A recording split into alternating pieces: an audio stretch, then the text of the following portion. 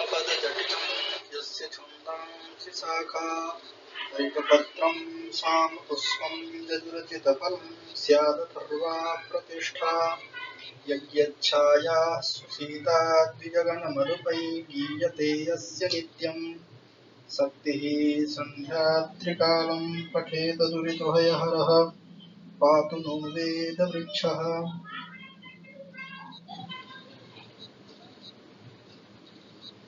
नमस्कार सभी को। गत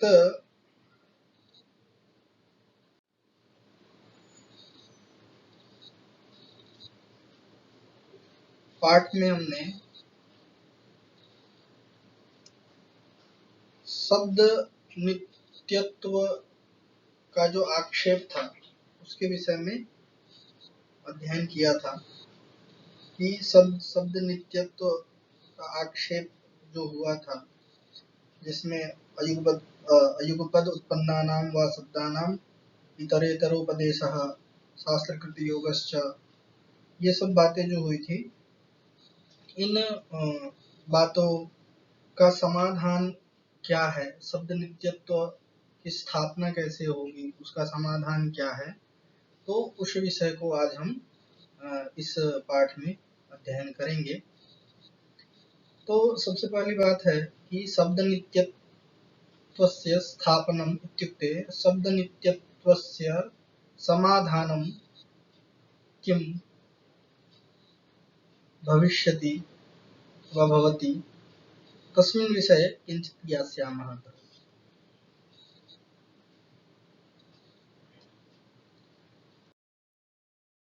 तर्हि निरुक्तकारः आचार्य यास्कः कथयति व्याप्तिमत्वात् तु शब्दस्य। अत्र समाधानं क्रियते शब्द नित्यत्वस्य। तो आचार्य यास्क कहते हैं कि व्याप्तिमत्वात् तु शब्दस्य। अब यहाँ तू शब्द पूर्व पक्ष की जो व्यावृत्ति है वह करता है। तू शब्द क्या है? पूर्व पक्ष की यहाँ व्यावृत्ति करता है। तो कहते हैं कि व्याप्तिमत्वात् तु शब्दस्य, तो एक एक शब्द को हम देख लेते हैं। शब्दस्य इत्युक्ते शब्द के, और व्याप्तिमत्वात् का मतलब क्या हो गया कि व्याप्ति वाला होने से, अर्थात शब्द के नित्य होने के कारण पूर्व और उत्तर सर्वत्र व्याप्त हो जाने से, और सर्वम का सभी, और उपपद्यते नाम उत्पन्न हो जाते हैं। अब यहाँ जो है इसको थोड़ा समझते हैं। तो कहा कि जब पुरुष शब्द उच्चारण करने की इच्छा करता है, जब हम शब्द का उच्चारण करने की इच्छा करते हैं कि शब्द उच्चारित हो, तो उस समय क्या होता है कि जीवात्मा बुद्धि के साथ मिलकर शब्द के अर्थ को मन के साथ जोड़ देता है, और जीवात्मा जो है वह बुद्धि से संयोग करके और शब्द का जो शब्दार्थ है उसको मन के साथ जोड़ देता है। और मन फिर क्या करता है? मन जो है वो शरीरस्थ मुख में प्राप्त होता है, वह कंठ, तालु आदि तत्त स्थानों को ताड़न करता हुआ और शब्द का उच्चारण कर देता है। अब यह सप्रेरयति मारुतः, ऐसा पाणिनि शिक्षा में भी कहा गया है कि मन जो है वह क्या करता है? बुद्धि को देता है, ठीक है, अग्नि को स्पर्श कराता है। अग्नि जो है, पवन जो है वो किसको प्रेरित करता है?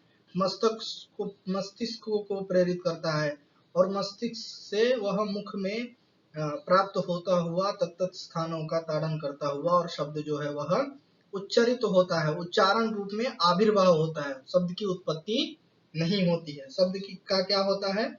आविर्भाव माना गया है।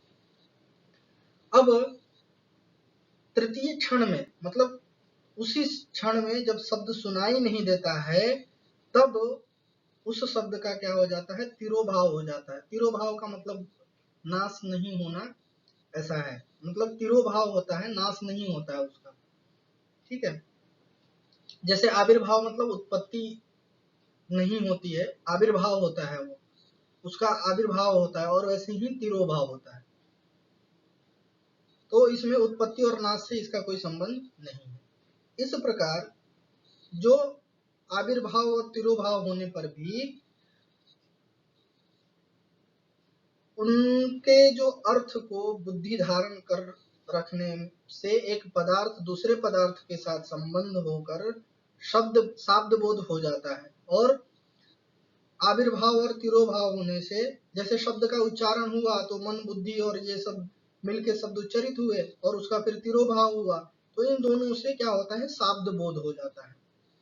अब यह इस प्रकार शब्द को नित्य अर्थात स्थायी होने से बुद्धि द्वारा उसकी पूर्वोत्तर सर्वत्र व्याप्ति होने से शब्दों का 4 प्रकार कथन कहा गया है। शब्द के 4 प्रकार कहे गए हैं।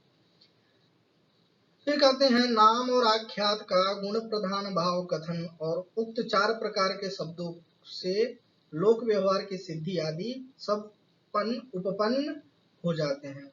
इन चार नाम आख्यात और गुण प्रधान भाव कथन से और 4 प्रकार के जो शब्द कहे गए हैं, इनसे क्या होता है, लोक व्यवहार के जो काम होते हैं, जो सिद्धि होती है वह हो जाती है।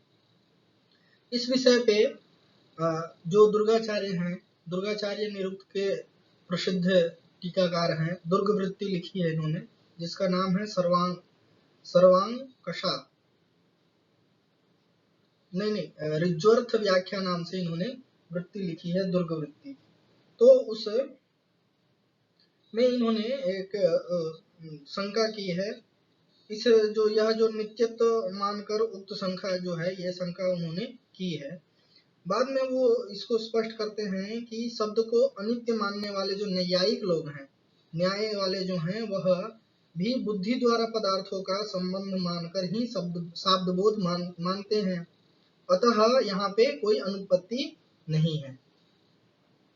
अब प्रश्न ये होता है कि ठीक है भैया, मान लीजिए कि लोक व्यवहार सिद्ध करने के लिए यथोक्त 4 प्रकार के शब्द हैं, यहाँ कहा गया है। अब उस पर शंका क्या होती है कि शब्दों की आवश्यकता ही क्यों है? जब लोक व्यवहार ही करना है हमको, तो हम हाथ हिला के, आंख से इशारा करके आदि, जैसे हाथ हिला के, आंख से इशारा करके, आंख दिखा के और चेष्टा अभिनय के द्वारा लोक व्यवहार की सिद्धि हो जाती है। तो शब्द की जरूरत क्यों है भैया? तो शब्द न रहने पर भी और शब्द न होने से तो क्या होगा, शब्द नहीं होगा तो और अच्छा रहेगा कि जो वेद है, वेद इत्यादि जो समुद्र है, उसमें अवगाहन करने से भी हम बच जाएंगे। ये महान लाभ है हमारे लिए। शब्द ही नहीं रहेगा तो ये महान लाभ है। वेद अध्ययन में किसी प्रकार की न्यूनता हो जाने पर दोष हो जाता है।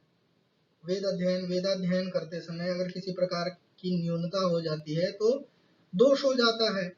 तो फिर शब्द ही नहीं रहेगा तो हम किसी प्रकार के दोष, सभी प्रकार के दोषों से वंचित रहेंगे। दोष हम कर ही नहीं सकते हैं, इशारा से ही काम चला लेंगे भैया। फिर इसका उदाहरण भी देते हैं। पाणिनीय शिक्षा में एक मंत्र कहा गया है, श्लोक है ये पाणिनीय शिक्षा का, कि ये महाभाष्य में भी है। तो महाभाष्य में थोड़ा सा अलग है, पाणिनीय शिक्षा में यह है, मंत्रो हीनः स्वरतो वर्णतो वा मिथ्या प्रयुक्तो नतमर्थमाः सवाग वज्रो यजमानं हिनस्ति यथेन्द्र शत्रु स्वरतो पराघात्। अब मंत्रो हीनः स्वरतो वर्णतो वा मिथ्या प्रयुक्तो नतमर्थमाः सवाग वज्रम यजमानं हिनस्ति यथेन्द्र शत्रु स्वरतो पराघात्। अब यहाँ पे इसमें मंत्र में जो है थोड़ा सा आद्योदात और अंत्योदात का भेद हो जाने से बहुत महान दोष हो गया, और उससे क्या हुआ कि इंद्र ने वृत्रासुर का वध कर दिया। अब तो अगर शब्द नहीं रहे तो ये दोष नहीं होगा। तो इसका अर्थ हम समझ लेते हैं कि स्वर अथवा वर्ण से हीन मिथ्या प्रयुक्त मंत्र उस प्रकार अभिमत अर्थ को नहीं कहता है, प्रयुक्त वह वागवज्र होकर यजमान की ही हिंसा कर। जैसे थोड़ी सी चर्चा कर लेते हैं। एक विषय है कि इंद्र शत्रु शब्द स्वर के अपराध से यजमान को ही मार डाला था। यह जो देवासुर संग्राम काल में असुरों ने इंद्र का अभिचार आरंभ किया।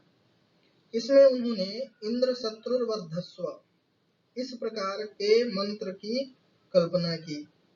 इसमें उनका अभिमत अर्थ था कि इंद्र का शत्रु वृत्र वृद्धि को प्राप्त हो। लेकिन क्या हुआ कि ऋत्विजों ने आचार्यों ने अंत उदात्त के स्थान पे अंत अनुदात्त करके मंत्र को पढ़ दिया, जिसका अर्थ विपरीत हो गया। अर्थात इंद्र है शत्रु जिसका, ऐसा जो वृत्र उसकी वृद्धि हो, ऐसा अर्थ न होकर उल्टा अर्थ क्या हुआ, वृत्र के शत्रु इंद्र की वृद्धि हो, ऐसा अर्थ हो गया। क्योंकि अंत उदात्त करने से षष्ठी तत्पुरुष समास समझा जाता है, तब अभिमत अर्थ होता है, वह यहाँ नहीं हुआ। अंत अनुदात्त करने से क्या हुआ, बहुव्रीहि समास हो गया, अतः विपरीत अर्थ हो गया। तो क्या हुआ, विपरीत अर्थ हो गया, तो परिणाम क्या हुआ, इंद्र ने ही वृत्रासुर का वध कर दिया। अब शब्द के रहने से इस प्रकार का जो अनर्थ होता है, वह शब्द नहीं रहे तो नहीं होगा।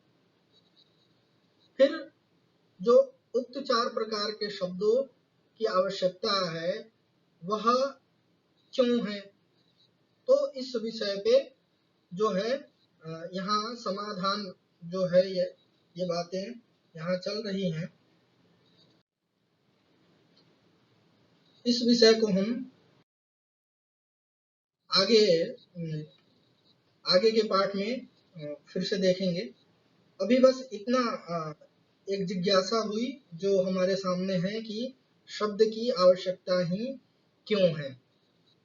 सबसे पहले तो व्याप्तिमत्वात् शब्द से कह के और तू शब्द से इन्होंने पूर्व पक्ष का वो किया, और फिर आगे से चल के इस पे समाधान किया। फिर बाद में इन्होंने कहा कि शब्द जो है वह नित्य है। शब्द का क्या होता है, आविर्भाव होता है और तिरोभाव होता है, ना कि उत्पन्न होता है और ना नाश होता है उसका। फिर आगे चल के इन्होंने एक शंका उठाई कि भाई शब्द नहीं रहे तो ज्यादा अच्छा है, क्योंकि लोक व्यवहार ही करना है ना हमको, तो लोक व्यवहार तो हम आंख दिखा के इशारा करके और कर सकते हैं। तो फिर इस बात को अब आगे जब इसका समाधान करेंगे, पहले तो प्रश्न हो गया, अब प्रश्न के बाद उत्तर जो है वह आगे वाले भाग में हम देखेंगे। उसमें उत्तर में अणीयत्वाच्च शब्देन संज्ञाकरणम व्यवहारार्थम लोके, ऐसे करके यह आगे बातों को करेंगे आचार्यास्क। तो उस विषय को हम आगे वाले भाग में देखेंगे। आज के लिए इतना, धन्यवाद सभी को, नमस्कार।